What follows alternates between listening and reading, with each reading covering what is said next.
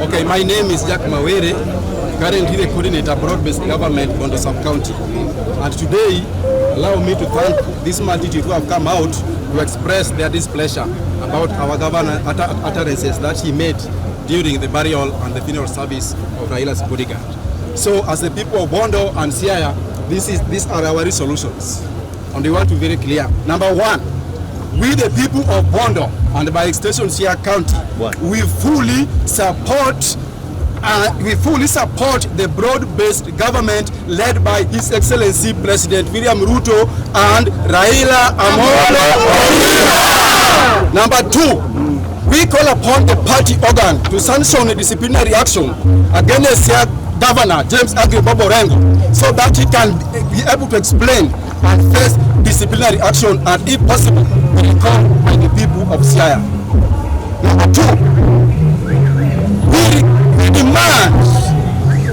we demand that Siaya Governor James Orengo unequivocally apologize publicly to Raila Amolo Odinga over what he did during the burial of Raila's bodyguard. I support.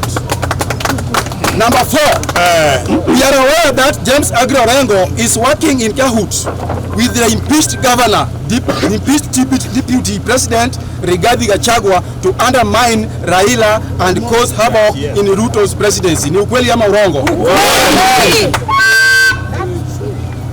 And for the first time since independence, we want to thank His Excellency President William Ruto for what he has done to the Luo community. Number one, we have never had a finance minister, but this time we have a finance minister. For the first time in Luo history, we have the Attorney General. Ni kweli ama urongo? Finally, we want to tell Governor James Orengo, we know he hired so many buses and ferried many women to go to Lori so that he can be shouted when he's speaking. Besides that, we know very well that upon his speaking as the governor, the people that he hired started heckling and embarrassing the president and Raila Amolo Odinga. If he's a man enough and he has his people, why should he hire people to go and heckle other leaders so that he can also be shouted? Finally, we want to tell Governor Orengo he has touched a live wire by demeaning Raila, and therefore he has written his political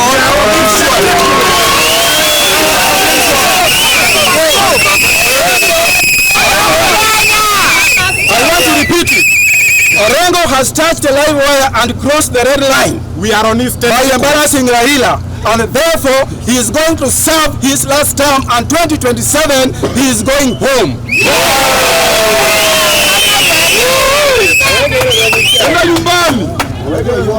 Iluongani Dano Naga Ajabon.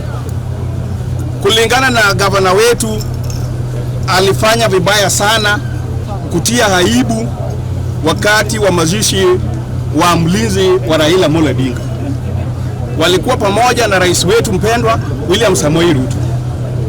Alileta aibu kubwa sana hasa kwa Wakenya kufanya madharau mbele ya rais na mpendwa wetu wa party leader Raila Amolo Odinga. Hatujakubali kama watu wa Siaya ya kuwa tunaweza kuwa na gavana yule ambaye maendeleo imemshinda na madharau ndio kazi yake ya kipao cha mbele. Tunasema ya kuwa kuna kikao maalum cha party cha ODM imuite na impatie ile shauri ya kuwa akikosa apologize aitishwe nyuma na watu wa Siaya wafanye uchaguzi mpya. Na ninasema yeye ndio governor ambaye atafanya kazi nusu ya tamu. Kwa majina naitwa Fatuma Abdalla Mohamed. Ninasema kwa hamba siku ya leo tunashukuru baba kwanza bila alikuja kwa mazizi na rais yetu Samuel Ruto. Lakini kwa sasa ninachoamua kwangu mimi nani Orengo, kama wewe ni gavana enye ulipewa ticket na Raila Amolo Odinga, kwa nakini kwamba usiwe unadharau baba yetu. Ukiwa unadharau baba yetu ni kama umetugusa roho. Hatutakubali my friend. Hatutakubali rafiki. Rudi nyuma, omba baba msamaha ili ukuje tufanye na sisi. Ikiwa mkushinda baba, kaa kando baba, tuchakue gavana mpya ambaye itatuongoza hapa Bondo. Kwa sisi watu wa Bondo tumeamua kwa sahi hatutakubali madharau ya James Orengo. Ile wakati basisi ya Fidel alifanya hivi tena kwa sasa nataka kurudia. Hatutakubali. Hatutakubali, nimekata katika maisha yangu hata na watu wa Bondo. I am Samko, the youth leaders of Sakaward. I must say Bondo here.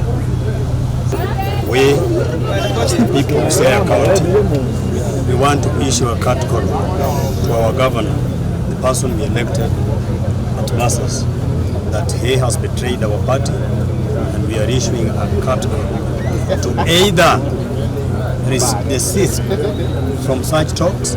His utterances are worse, are poisonous to our party, and more so, we are now viewing at a point that we think he does not have respect to our party leader, Right Honorable Raila Amolo Odinga. Secondly, I want to ask Mr. Governor that you have to end the war before the war ends you. First, in the year 1994, during the burial of the late Mzee Jaramogi Oginga Odinga, Governor Orengo came at the attendance of visitors, including the then President Daniel Moi, and he showed us the same disrespect to our party leader until the Jaramogi's eldest son, Dr. Oburu, told him that they are bereaved and they do not want politics in that burial. Secondly, during Fidel's burial, he came and uttered the same to the then President Uhuru Muigai Kenyatta. Finally, and the most recent, he did it during the burial of Baba Raila Odinga's aide, Mr. Odiwuor. Now, we are taking this bold step to warn him and to tell him that we are not happy. We want him to make sure that he keeps his lanes with Baba Raila Odinga. Otherwise, we shall recall his position and have a governor who can work within our structures as a party. I want to call upon our party structures and organs to issue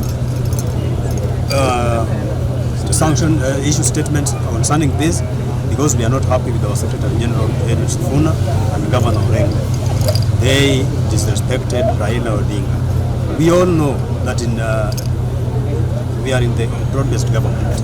Raila is not there for his own benefits, but he is there for the benefit of this country.